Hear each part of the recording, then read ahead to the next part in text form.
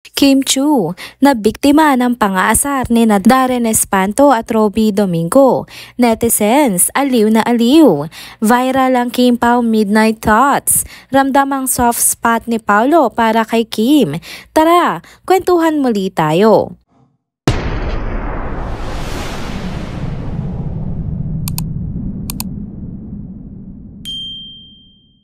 Hello mga ka-trenders! Welcome back muli sa ating channel.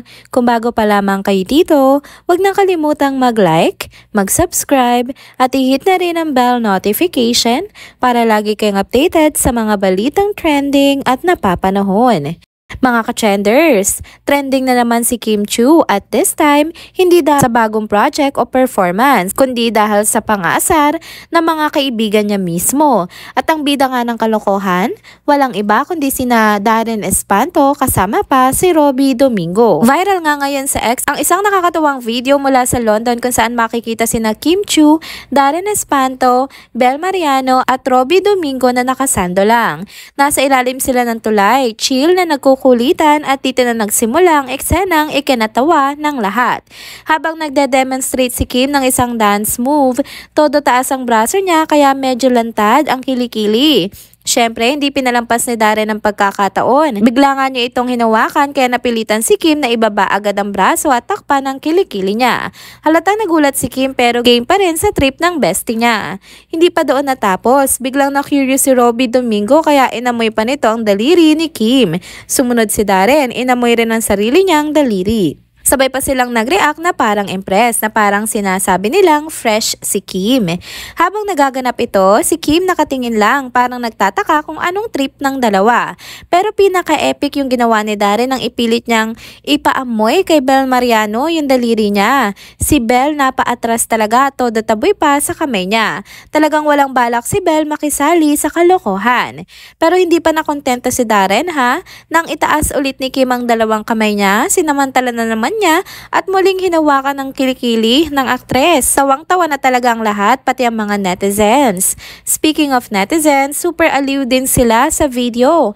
Dami talagang natuwa kasi classic na naman itong pang-aasar ni Darren kay Kim. Kung tutuusin, hindi na bago ito. Sa ASAP stage sa Birmingham, nagawa na rin ni Darren ang ganitong trip habang kausap ni Kim si Paolo Avellino. At kahit sa kanilang noontime show, sanay na rin ang mga tao na manggulo si Darren lalo na kay Kim. Kaya nga hindi na rin nagtataka ang mga fans. Nakasanayan na nila ang kulit at good vibes ni Darren lalo na kapag si Kim ang target. Para sa mga netizens, nakakatuwa lang makita na kahit nasa ibang bansa, dala pa rin ng barkada ang natural nilang kulitan. At sa huli, halos pare-pareho ang reaksyon ng mga tao online.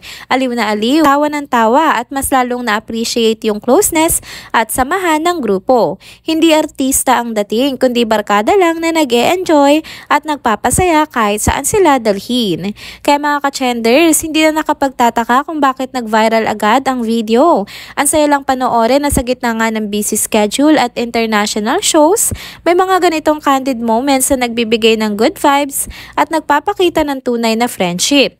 Next topic naman tayo mga ka-trenders, usap-usapan ngayon sa X ang isang viral na Kim Pao Midnight Thoughts post patungkol kina Paolo Avellino at Kim Chiu. Ang dami nakapansin dito kasi detalyado talaga kung paano nga pinapakita ni Paolo yung soft spot niya para kay Kim. At kapag hinimay mo yung mga sinabi ng ex-user, mapapansin mo na hindi lang simpleng kilos ito, kundi kumpirmasyon na iba yung level ng care at effort na ibinibigay niya. Unang punto, kita raw sa maliliit na bagay kung gaano nga siya ka-protective kay Kim. May mga pagkakataon na kapag naka-shorts o dress si Kim, automatic na tinatakpan o tinatabingan siya ni Paolo. Para bang bodyguard, laging handa. May nabanggit pa nga na sa isang fun run, nakita siyang nag-step up para protektahan si Kim laban sa isa sumusunod sa kanya na lalaki. Ang simple pero ramdam mo yung instinct niya na alagaan siya. Pangalawa, yung pag-aalalay moments niya. Minsan nga daw parang tinitingnan niya si Kim na napaka-fragile, kaya hindi nawawala yung tulong at support sa bawat galaw. Dagdag pa dyan, yung boses niya kapag kausap si Kim. Sobrang lambing, parang baby talk. At kapag si Kim naman na nagkamali tapos gumawa ng cute gesture, mabilis daw bumibigay si Paolo. Hindi makapagtampo kasi nadadaan siya sa simpleng lambing ni Kim Chiu. 2. Pangatlo, makikita rin sa maliliit na bagay yung effort niya. Mahilig siyang kumuha ng pictures at videos ni Kim kahit pa nasa biyahe o tumatakbo sila. Tapos lagi rin niyang sinisigurado na masaya si Kim. Kahit abutin pa ng hating gabi, kakabiro at kakatawa para lang mapagaan ang pakiramdam ng aktres. Pang-apat naman, hindi rin pangkaraniwang Paolo ang nakikita natin. Yung reserve na personality niya, biglang nagiging game sa TikTok, sumasayaw at nagpe-perform ng may confidence. Basta kasama si Kim. At ito pa, yung hatid sundo moments tuwing linggo. Kahit galing pa sa Davao para sa gig, lilipad siya agad pa uwi para lang masundan yung routine nila. Ang lakas makadedication nun. Panglima, hindi lang puro saya kundi concern din. Lagi niyang pinapaalalahanan si Kim na magpahinga, lalo na kapag sobrang busy na siya. Hindi mawawala ang mga simpleng regalo katulad ng flowers at bike. Pero higit pa doon, lagi siyang nandyan sa mga happy days ni Kim at lalo na sa mga oras na down siya. Ang pinaka-importante, respeto. Hindi lang sa pagkatao ni Kim, kundi pati sa privacy, space at oras niya. At syempre, hindi rin nakaligtas sa fans yung mga kilig highlights ng tambalan nila. Yung thumb kiss at handshake na parang sariling language lang nila. Yung paulit-ulit na pagpili ni Paolo na makatrabaho si Kim sa projects at yung pinaka-touching sa lahat, nung pinakilala ni Paolo si Kim sa sarili niyang bubble. Kasama na yung core group niya. Parang simbolo na hindi na lang ito tungkol sa trabaho, kundi tungkol na sa personal na bahagi ng buhay niya. Kung iisipin mga ka-chenders, grabe yung compilation ng moments na ito. Hindi ito yung tipong gawa-gawa lang ng fans, kundi yung maliliit na kilos na napapansin at nakukwento ng mga taong nasa paligid ni Kim at Paolo.